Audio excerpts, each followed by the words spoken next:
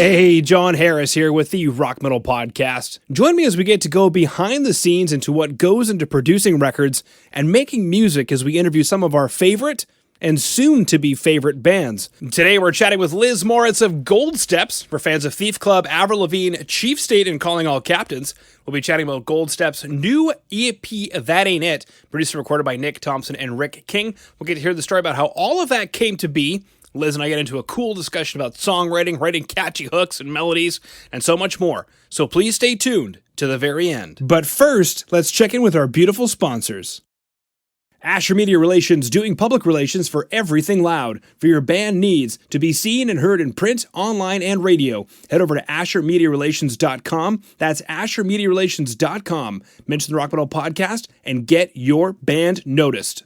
Syndicol Music is a full-service agency for musicians offering record label services, marketing, branding, production, and management. Head over to syndicolmusic.com. That's syndicolmusic.com. SYNDICOL music.com. Mention the Rock Metal Podcast and take your music career to the next level. All right, Liz, thank you so much for coming on. Go and say hi to all of our beautiful listeners. Hello, friends. I'm Liz from Gold Steps. Liz, great to have you on. Gold Steps, absolutely freaking fantastic. I get serious Avril Lavigne vibes, and that was a compliment for you, so glad to hear that. I'm glad to hear it, too. I'm glad that's an influence you heard. Well, something that you'd mentioned, actually, was Avril Lavigne was a serious influence. But first, let's dive into this record, That Ain't It, which was released via Revival Recordings, in 2022, late 2022. What was the greatest moment for you producing this record? Probably finally checking a couple boxes of things that I've wanted to develop as an artist. Songwriting has been something I've done for many, many years. But we had previously written our entire EPs, like our first two EPs were completely written by Zach and I, and then our band members. I did all the lyrics and vocal melodies. And then we started working with producer Rick King and Nick Thompson, and our songs got better because we had Nick's influence. So all of That Ain't It is co-written by Nick Thompson. And so you can hear a lot of his influence on those songs. We started writing parts of that record in 2018. And then as the pandemic hit and then we were trying to finish this EP up, I was taking more time to sit with myself and come up with hooks and melodies on my own. I've always come up with lots of lyrics, melodies, and creating a catchy hook is where I struggled and where Nick helped kind of guide me spiritually in a lot of ways. And one of my favorite things about That Ain't It is that one box that was checked was I brought a song to them, and for probably the first time, they had only a few tweaks, but like the majority of the verse and chorus melody is mine, straight from the voice memo I recorded that day. It was one of those moments where you're just in like this fit of passion as you're writing, you're feeling something really strong, and it just happened to come out really, really well. And then the second box we checked off was adding synthesizers and writing more of a sad pop song. So that was Gatsby on the record. And that was one I struggled with a lot at first because we didn't know what we were doing with it. That song probably took the longest to like start and finish. But that song was cool because Nick basically, I sent him just a huge Google document, like a huge Google Drive file of a million different like snippets of lyrics and stuff I had written, journal entries, just outpourings of whatever crap I was thinking in my head that day. And he took this like weird letter thing that I'd kind of written almost like an apology to my husband during a really down time in our band history, just not feeling things were going well. And he took that and crafted this like beautiful melody for it. So he wrote the melody, sent it to me, like the first verse and chorus. I wrote the second verse, I wrote the bridge, and then we finished it out. And in total Nick fashion, he's like, I think you can go higher on this. So let's just throw in a whole step key change at the end. When I was like, no, I'm already at the top of my range. I think we're good, Nick. And he was like, no, you can do it. So we did it. Nick always pushes me in the best way. He like takes everything to the next level because he's not afraid to push boundaries with himself. He's been doing this for a long time. So he's very very big inspiration for me. Very cool. So working with Nick Thompson, which we'll chat about a little bit later, or maybe even entirely throughout this, because I know when an artist works with a great producer, that tends to be, a lot of what went into crafting the record. Mm-hmm. Checking off those boxes, coming in with those voice memos and those Google Docs, just pouring your heart out. Gatsby took the longest to write and finish, adding synthesizers, making a sad pop song, putting in a key change, working on writing catchy hooks, being guided spiritually to write catchy hooks. So many very cool things that we have going on here. You said that writing catchy hooks was difficult for you. And I know that's a bit of a lead-in, and it doesn't have to be this. We can always touch base back on that question. But what was the biggest challenge for you on this record? Honestly, coming up with, so we parted ways with Rick King during the middle of this record. So we had worked with him on a few of the songs that were singles that came out earlier in 2019. And then during the production of this record, he had to step away for personal reasons. And Rick was interesting to work with in a way because he was very much like, actually the title of the record is a reference to stuff he used to say that all the time. He'd be like, that ain't it. We would show him something, we'd be super and be like, nah, that ain't it. And so it kind of got to be like a running joke where like we would just kind of wait for that. We'd be like, oh man, we're so stoked on this, Rick's gonna fucking hate it. But so that was kind of like a nod to that, turning that ain't it into something from being like, oh man, we dread hearing it, to being like, that ain't it is kind of more of like a mantra in life. Like we're trying to to put a positive spin on it. But the hardest thing was honestly bringing something that after taking a break for so long between those songs, you feel like you backslide a little bit. And so we moved from Austin to Milwaukee, as a random aside to throw in here. And so we rebuilt our band with different members. And so trying to find our groove again was really, really hard. And that's where I think a lot of this, like, we were finding our sound together in this new foursome, and then also trying to bring in the old way of writing. And you have to adapt when you bring new people into a project. And this was the first time that I think we sat and had our drummer and our bassist there during the writing sessions. Before that, it had been me, Zach, Rick, and Nick. So it was cool to have other people in the room. But getting to that point when we were actually finishing the songs was so difficult because you feel like you're hitting a wall and you're like, I have to finish this record. We've been sitting on these songs forever, but nothing I feel like is up to par. So that I think was the biggest struggle. Like, it was a huge sigh of relief when the record was finally put out and I felt like, okay, that chapter is done. And I felt like we left it on the right note that people expect that we're moving in a slightly different direction. So it was a little bit of a tease. There was some old gold step stuff that was reminiscent of our earlier days. And I felt like it left on that Gatsby note of, okay, I feel like they're about to take a turn. And we are. Okay. Lots of stuff going on here. That ain't it. We'll call it a Rickism.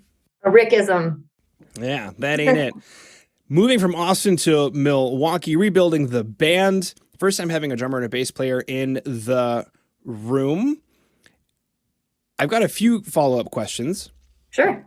First follow-up question is, how did that change things for you, having additional people in the room to work with? And I guess more specifically, what we would call the rhythm section. What was that like, having them in the room?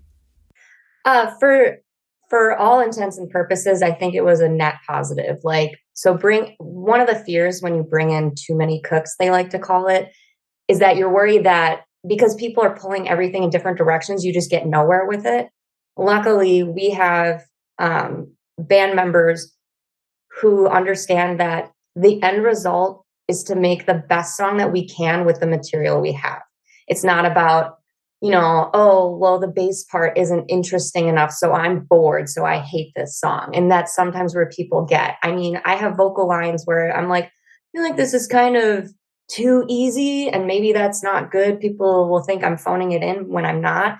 It's just that's what's best for the song. And so once you take your ego out of a lot of that stuff, it's great. And having them there to see, like, this is the process. This is what we started with. We always start with some sort of hook idea or melody and build around that. As the song transforms, maybe we find room to do a sick little drum fill here, or maybe we find room to put in a cool solo or something. But that's not, we don't set out with that idea in mind of like, okay, everybody's going to have to get their like hell yeah moment, because that's just not what music is about. Music is about a greater message contained within a 3-minute blop of mishmash instruments and singing. Like, you're trying to get something greater across. And I completely empathize with the guys where they want to have stuff that's fun to play too.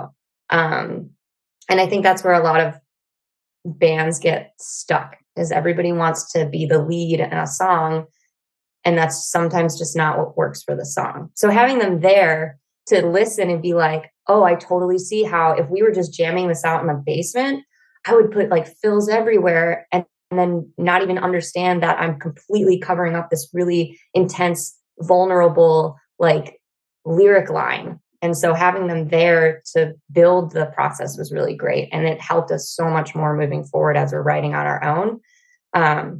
We did have some moments where like we were all sitting around the table trying to write lyrics for Petty, and we were incredibly hungover. And there was like a point where like we're all just sitting there like throwing out words that rhyme with something else in one of the lyrics, and we were literally writing word by word these like 2 lines, I think in the second verse. And I want to say it was probably the most miserable like hour of my life, just being like, I can't think of anything right now, I just want to die.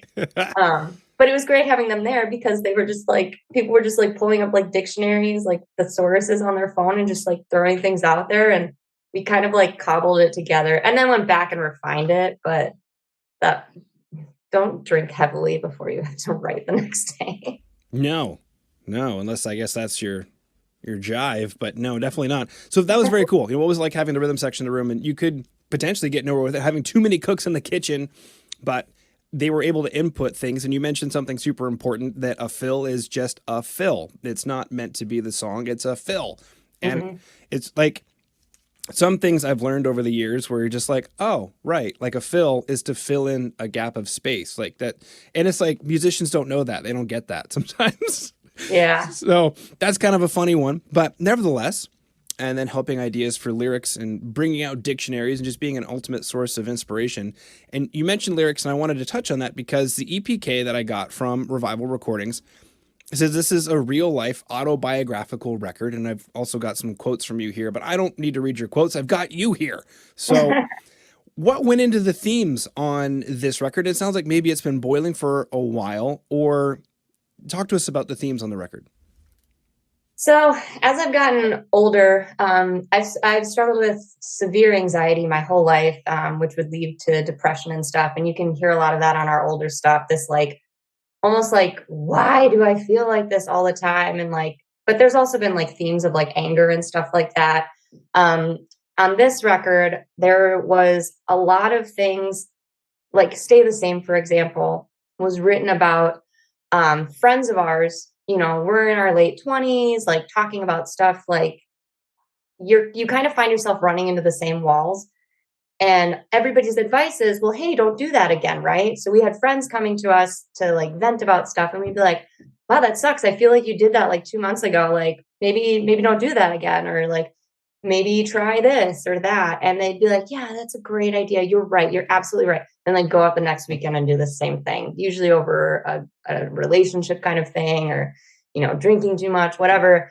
But then I also realized a lot of the advice I was giving is also applicable to myself. Like, you run into your habits, and sometimes we're creatures of habit. We do the same things over and over again. And sometimes we're like, oh, I shouldn't have done that. And then like 2 weeks later, you're like, oh, didn't we just learn this? Hello, brain. What are we doing? And so Stay the Same is as much a reflection of how I feel about myself as it was about these other people. But the other people were initially the inspiration. And then all of a sudden you take a look retrospectively and you're like, oh man, I'm kind of an asshole sometimes too. I should work on changing that. Or maybe I'll do it again and write another song. Front Row was like kind of a hot diss track to somebody who kind of was like hey, I love you and I support you, but I just can't be part of this anymore. Like, I'm out. And I'm just like, oh, cool. I mean, I guess we don't need you anyway. And it was one of those like, I'm always going to love and support you. And I'm always going to be right there front row for you. And it's like, actually, don't bother. Actually, I hope you're front row someday and you realize what you missed out on. So that's in there. Gatsby was about, ironically, putting our band before our relationship. Zach and I, our guitarist, were married. We started Gold Steps together. And so we went through a point where all of a sudden we realized that our relationship and our marriage had taken a complete backseat to everything the band was doing.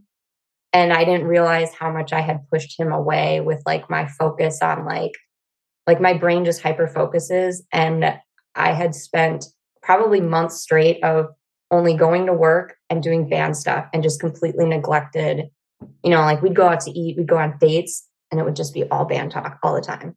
And I mean, it actually, it's not a good thing. We need to be able to separate things sometimes. But in another way, it's like he's my other half and we're so connected with this. But yeah, every song on the album is about a specific person or specific incident that sparked this idea for a song. One of my favorite songs that isn't getting a lot of plays on Spotify is a little pretty acoustic track that I wrote for my dad, because we are very, very close. I can't even listen to the song because it kind of makes me cry. But I wrote it for him because when I got married, I couldn't find a father-daughter song that really spoke to me. We ended up dancing to a Frank Sinatra song and then Green Day's Good Riddance, ironically. There you go. He took me to see Green Day when I was a kid. And then so I wrote this song and I was like, maybe this will speak to another girl my age who is close to her dad, who also introduced her to the Breakfast Club and, taught her to find the right person in her life and that it's okay to lose a relationship because what was important is what you learn from it and that sort of thing. So yeah. So many sound bites here. And one of the things I kind of want to touch base on, because we mentioned early on Avril Lavigne being an influence. I just wanted to touch base on that because the song Front Row, I hope you're there in the front row so you can see what you miss. Like that screams Avril to me.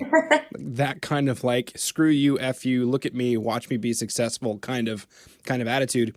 And I wanted to follow up with saying, writing tracks about other people like this. How did you approach that?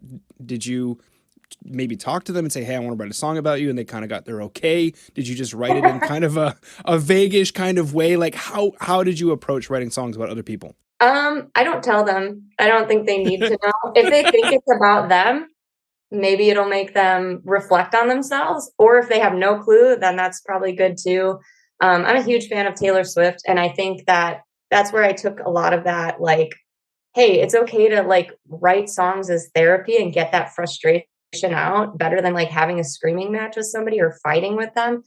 And a lot of the same things they're applicable to multiple people. Like, I think I've told like 3 different people that Stay the Same wasn't about them. It was about somebody else. But in reality, it was kind of about all of them. Sorry, I guess I kind of lied to y'all. Zinger.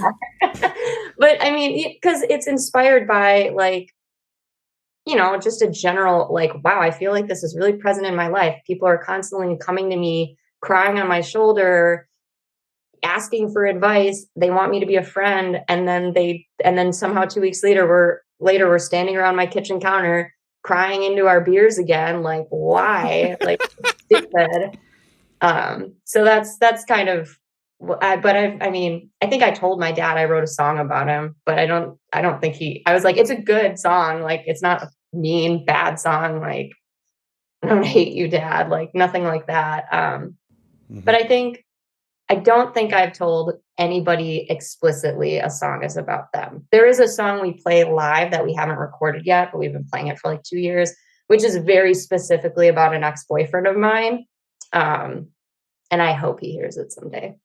Very cool. Very cool. More to come, but let's go ahead and check in with our beautiful sponsors. Two Madsen is responsible for producing, mixing, and mastering some of the best metal for over the last 20 years. From Meshuggah to The Haunted to Poison Black, Kemper Profiler packs for guitar players, and Easy Drummer expansion packs for programming drums. Two Madsen can take your production to a level previously unheard. Head over to twomadsen.com. That's twomadsen.com. TUEMADSEN. Click contact. Fill out the info for your next project and let 2 know that the Rock Metal Podcast sent you. Wormhole Death is a modern record label, publishing, and film production company born in 2008. Getting signed to this label means global distribution, publishing, and marketing with Wormhole Death's roster of global partnerships. Head over to wormholedeath.com, that's wormholedeath.com, submit your band and let them know the Rock Metal Podcast sent you. How would you define success at this stage of your career? Like what are our successes, or what would constitute success to me? Yeah, what would constitute success for you? I know you mentioned something spiritual earlier. I've gotten spiritual responses to this. I've gotten material responses to this. But at this stage of your career and with regard to this release, how would you define success? I'd like to hit 1 million plays on one song. We've never been able to accomplish that. I think we're close to 200,000 on Stay the Same, which would be our most played song ever. We recently hit 1 million plays overall on Spotify. But I think success would be hitting 1 million on one song. I feel like that's attainable and could happen in the next couple of years.